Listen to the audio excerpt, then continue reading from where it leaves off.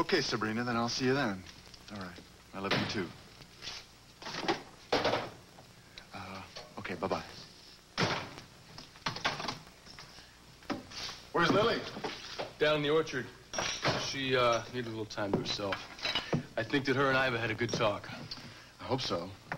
Iva went into work. She took Aunt Elizabeth with her so she could see Mama. Holden? Look, Seth, I know what you're going to say, all right? Tell Lily the truth, right? I will. It's just not a good time right now, that's all.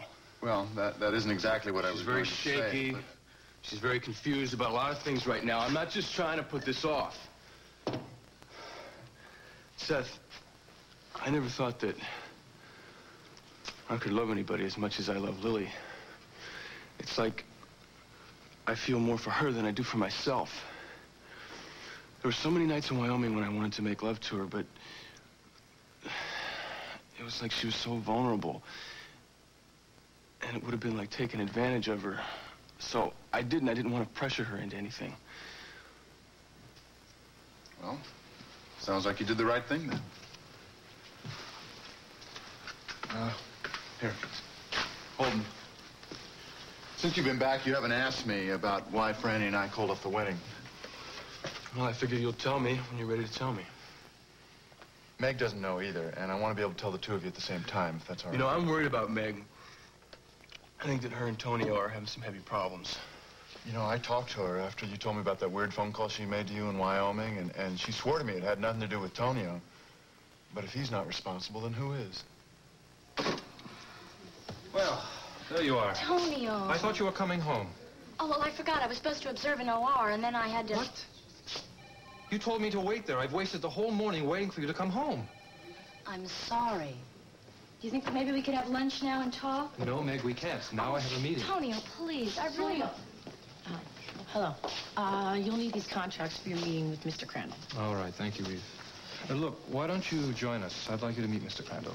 Oh, all right. I'll wait for you outside. I'll be with you in just a moment. Excuse me.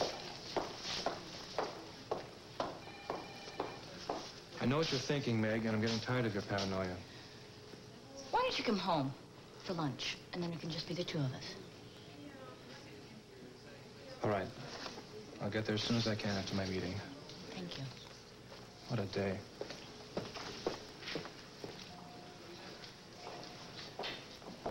I can see you this afternoon, Emily, but not for another hour. That'll be perfect because I have another doctor's appointment anyway. You seem very tense. Have you gotten any more of those calls? No. As a matter of fact, I wish that was the problem. It's a lot worse than that. I need help. Oh, Harriet, don't you just love it? Duncan, who is she? That is my great-great-great-grandmother, Margaret McKechnie, old Angus' wife, known as Maggie, to be exact. Look at her. I just adore it. According to the stories that have been passed down over the years, she was very much like you, gregarious and beautiful. Oh. And she apparently had the soul of a gypsy. Darling, you'll turn my head, but don't stop. I haven't seen that in a very, very long time. I have just had an inspiration. Why don't I come to the Halloween party dressed as Margaret? Would that bother you? No, do as you like. What do you think, Harriet? Does it matter? I could make this dress, and I could put my hair up like that, but where on earth would I ever find a brooch as special as this? It's beautiful. Wherever did you find it, James?